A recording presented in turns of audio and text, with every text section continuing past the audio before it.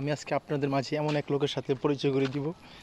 সে তার যৌবনকাল নিয়ে এবং তার নতুন বিয়ে করবে আর কি, সেইটা নিয়ে খুব টেনশন আছে। আমি আপনাদের সাথে তার পরিচয় করে দিচ্ছি।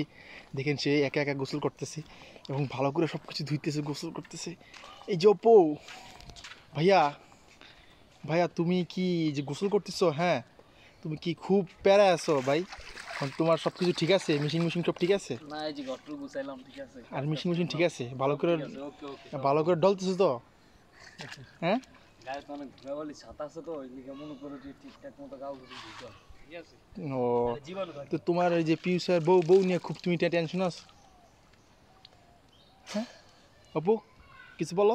না, আমার কিছু বলার নাই। মানে তোমার সামনে তুমি তো বিয়ে করতেছো, তোমার তো তো বিয়ে টিয়ে করলে ভাই বউকে নিয়ে কোথায় যাবে ঘুরতে? হানিমুনে কোথায় যাবা?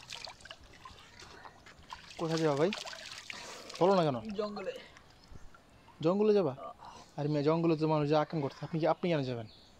আপনি বউকে নিয়ে কি থাইল্যান্ড যাবেন নাকি সিলেট আসবেন? ফুটকির রুম যাচ্ছে। কি ভাই আপনার ফুট টুট কি ভালো করে ডলছেন? এই যে আমাদের অপু, যিনি এক্সিকিউটিভ শেফ। হ্যাঁ,